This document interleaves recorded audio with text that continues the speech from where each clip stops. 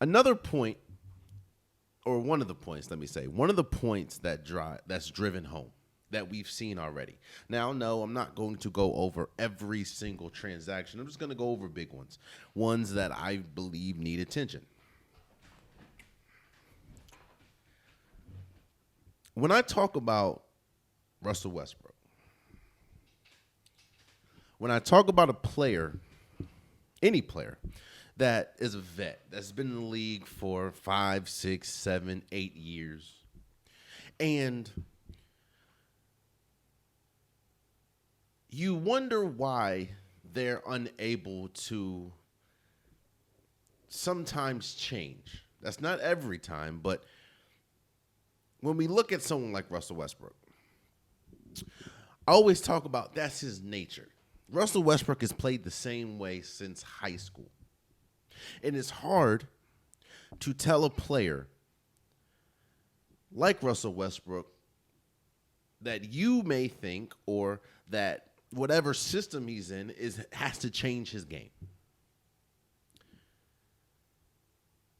And the fact is, he's been on different systems: OKC, Houston, Washington, LA, the Clippers. Like, Russell Westbrook has been multiple places.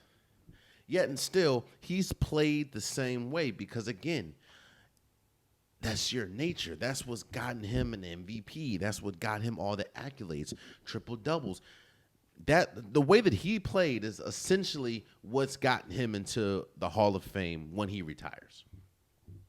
And I always talk about, you can't. It's almost impossible. Not saying it is not possible, but it's almost impossible to change the nature of a player that is as far gone as Russell Westbrook, as so far gone in his career and done everything that he's done. It's almost impossible to expect him to change. Why am I talking about Russell Westbrook? It's about nature.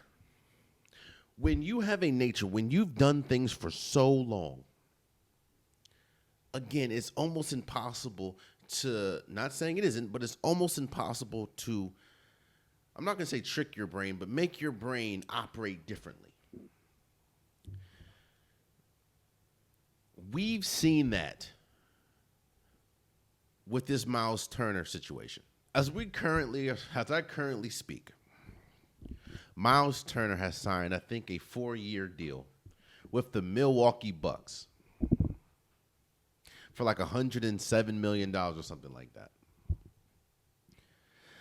Now, why is this, out of everything that happened, why is this leading the show? Myles Turner was just the starting center for a team that made it to a Game 7 of the NBA Finals.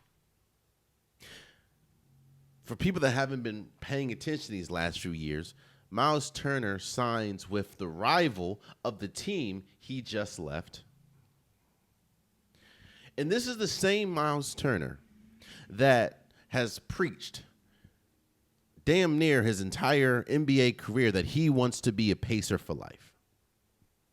So you're asking yourself, how do you not only not become a Pacer for life,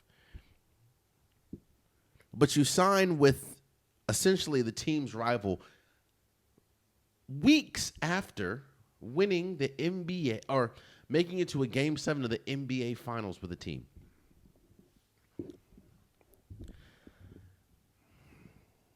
It goes back to nature. And as I'm queuing this up, it has nothing to do with Myles Turner in a sense of, what do we know about ownership? Or for people that don't know, because I didn't really know it until I looked into it. The Pacers' ownership is religious in not paying the luxury tax. I think in the history of them owning it, in the history of the organization, they have been very reluctant to pay the luxury tax. I don't think they've paid the luxury tax once. And while that's not always a bad thing, We're in a new age of basketball where you're going to have to pay the luxury tax at some point to retain good players because that's just how much these players cost. Myles Turner wanted to be a Pacer. He gave the Pacers every opportunity to sign him. But because they wanted to be cheap, because that's in their nature, they wanted to be cheap and not pay the luxury tax. They lost essentially one of their defensive anchors. They lost one of their most important pieces that led them to an NBA Finals. Not saying the most important piece, but one of the most important pieces. Now, yes, he didn't have the best NBA Finals, but again, we're talking about a team that hasn't been to the NBA Finals in almost 20 years. I think over 20 years. Which brings me to the second part of this. Sometimes it is just talent. Sometimes you're just not lucky in landing talent. Sometimes you're not good at landing talent. But sometimes it is your own doing. And I talked about this last episode. I said there are clear signs that some owners aren't necessarily prioritizing winning. Because if you look at it, the Pacers are much worse now than they were before. And it's because they didn't want to pay a luxury tax. Again, Myles Turner was willing to take less to stay with the team that just went to the NBA Finals, but they did not want to pay the luxury tax. So now they go to a team, and the craziest thing about this is the timing of this. I understand that Tyrese Halliburton is going to be out next year with the torn Achilles. But you still have Pascal Siakam, and you paid him with the understanding and hopes that he can carry you for as long. I'm not saying that they're going to be on the same level because Tyrese Halliburton is that important, but the East is wide open next year. Meaning one or two moves can really change the fortune of a team. And this, in my opinion, I know Tyrese Halliburton, that's larger, but this completely takes the Pacers out of the conversation, which goes back to yet another point that I bring up. And it's like your championship window, you don't know. That's why Tyrese Halliburton was so expressionate. Like he was so distraught. Not because he knew Myles Turner was going to be here, but you never know if or when you're going to get back to the NBA Finals. And I think that this move essentially takes them out of that NBA Finals bubble for a long time. Because don't get me wrong, when Tyrese Halliburton comes back, I like Tyrese Halliburton. I like Pascal Siakam. The team is cool. Obi Toppin's cool. But no one played or were rim protectors like Myles Turner. I'm not saying he was the greatest player, but he was important for that team. And you never know what happens next year or a year from now, but a move like this closes a championship window. And all because you wanted to be cheap and go by the nature of how you've done business and not want to pay the luxury tax. Now you lose one of the most important players of your franchise. I think the longest tenured player in your franchise is now gone. It is.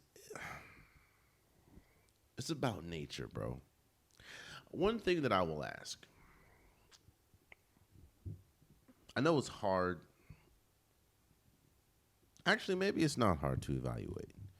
It's about what do you value, essentially. The Pacers probably think, and the ownership probably thinks, that there's nothing wrong with the way that they conduct things because it's made them however much money it's made you. But my question is this. If you're serious about winning a championship, has your ways put you in the best position to win? Because in my opinion, it hasn't. Not even close.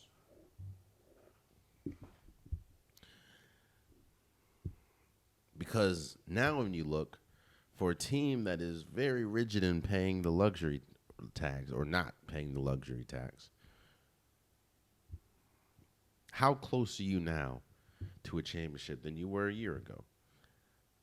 Than you were just a couple weeks ago? It is crazy business. Speaking of that, there's another side to this move that needs to be discussed. Now, it is a basketball can be a dirty business, man. I was when the Myles Turner news came down, I was shocked and confused. I was shocked because I'm like, damn, Myles Turner was just in with the Pacers. They were just in Game 7, you know, and then you go to a rival team. And I was confused, like, wait a second. You know that meme with the dude or the hangover, and you got, or I think it's the hangover, and you got all the numbers and stuff. Like, I'm trying to calculate, wait. I see Torian Prince came back. I know they still have Dame. I know they still have Giannis. I know they lost Brook Lopez, but I don't think that their contracts match up. How the hell are they able to afford Myles Turner? And I'm like, I don't get it. Even if a sign and trade happened, like I don't see how they can afford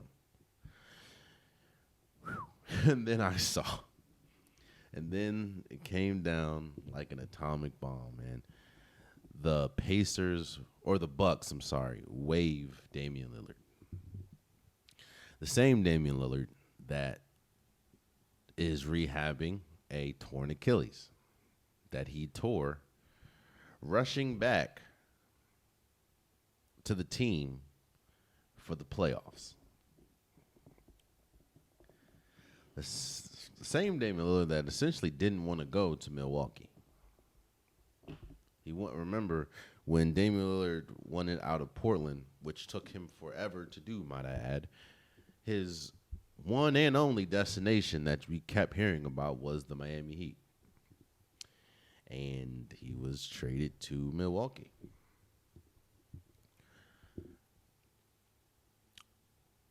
Now, there's a reason why. Shortly after all this, you saw two reports that was hilarious to me. You saw the report that Giannis Antetokounmpo is not happy with the decision. Because remember, this is also the same time he lost Brook Lopez. Now, I think Myles Turner is a younger, better Brook Lopez. Brook Lopez, I think, is one of the oldest players in the NBA, but I mean, it's obviously his relationships. Giannis liked the relationship that he had with Brook. So when I saw Giannis is upset or not happy with the organization's moves, letting go or waiving Damian Lillard, I also saw Damian Lillard elated. Now, he was probably elated because you owe him all that money, and now he's essentially a free agent. So you can sign, he can pick whatever team, and he's still going to be on the Milwaukee Bucks books. No matter who he picks up, because you were, or no matter who picks him up, because you waived him, you have to pay him what he's owed. So you're getting paid a lot of money, and you can go wherever you or whoever will take you. Now, it's also funny that shortly after that, you see the Miami Heat is interested in Damian Lillard. Well, of course they are. But it's a dirty game, man. It's a dirty business. Because it's like, it looks, another report was saying that they didn't even tell Dame that was happening. They met with Damian Lillard, and in that meeting, from what was reported, they did not tell Dame that he was getting waived. It was after the fact. And it's just like, damn, I am essentially rehabbing for a whole year a torn Achilles because I tried to rush back to help our team win, advance in the playoffs, and this is how y'all repay me? That's just crazy.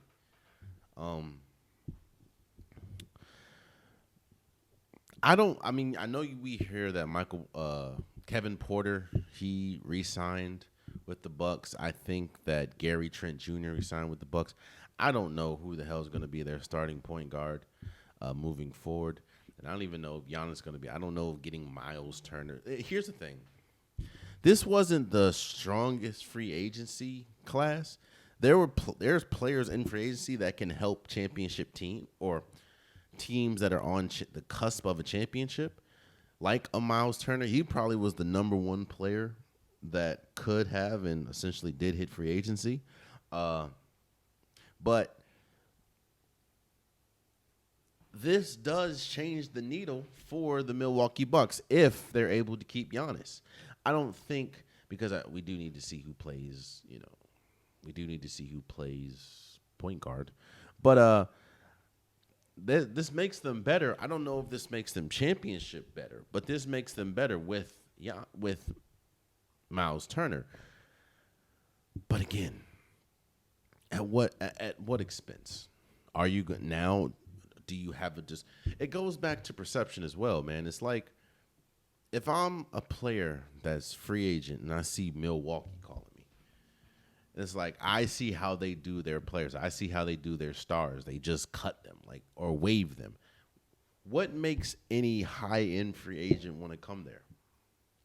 And then obviously we'll see what happens with Giannis Antetokounmpo, but it's just like, why would I do that? Man, I don't know. But I do know this. And I also said this too, man. I said that there were going to be huge changes. Yes, I understand that injuries played a part these last 2 years with the Milwaukee Bucks. But when you have two players as great as Giannis Antetokounmpo and Damian Lillard, two players, might I add, that landed on the All-NBA 75 team, playing on the same team, there is an expectation that there's obviously a championship expectation, but they haven't won a playoff. They didn't win a playoff series together. Again, I understand that injuries played a part, but it's like, how, I told them when they lost to the Pacers, I said, there's going to be huge changes coming. I didn't think it was going to be as messy as this. I didn't think they were just going to waive Damian Lillard like that, because that was crazy. But I said that there was going to be changes. Because, again, now you're going to miss a whole year with Dame. Dame's getting older. Jan's getting older. It's like, and this is yet another year where a duo that was projected to do great things didn't even win a playoff series.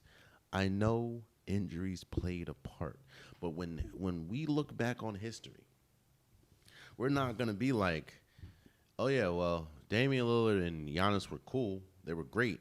It's just, injuries hit. No, we're going to say Damian Lillard and Giannis were great, but they never did anything in the playoffs.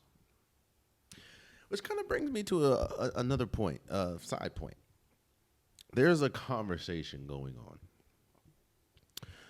T-Mac and his standings when we talk about him compared to Kobe. And something that continues to get brought up, and understandably so, is T-Mac never won a playoff series. Let alone make it to, I'm sorry, he went to the NBA Finals once, and that was as a bench rider when he was, I think it was his last year of his career. He was playing with the Spurs, but he was riding the bench. And this was when the Spurs went to the finals, and they lost to LeBron. But what continues to be talked about is, Tracy McGrady never won a playoff series. It's not talked about how many times his second best player was injured, how many times he was injured, how many times his third best player was injured. None of that gets talked about. What gets talked about is, bro, how are you comparing yourself to Kobe and you never won an NBA playoff series? That is what we're going to look at with this Damian Lillard and Giannis thing. How do you have two players that's in the NBA 75 club and they didn't win a playoff series? Then you'll have to be like, oh, yeah, well, injuries. But still, it's a dirty game, man. I'd be shocked if Damian Lillard, if an alert doesn't come out saying Damian Lillard has signed with either the Heat or the Portland Trail Blazers, because, he's close to the end of his career than the beginning, and we saw how much he just loathed playing in Milwaukee, being away from what he's familiar with. Hell, when this happened, he is, I don't know where he is currently, but I think what reports are saying, he's in Portland right now with his family. So, yeah, I don't know. But, this is a prime example of business, man. Business doesn't have any emotions, doesn't have any feelings. Doesn't mean that there isn't a right way to go about things and a wrong way, but it does mean that business is business. And your nature, going back to the first part in Myles Turner, your nature can get in the way of a lot of things. Oh, man, you stayed to the end of the video. I appreciate you. If you like what you saw, be sure to hit that subscribe button so you'll never miss any content from your boy. You can also go back and watch past episodes, past clips, and don't forget that the Unpopular Podcast, new episodes drop every Wednesday and Saturday. Appreciate you.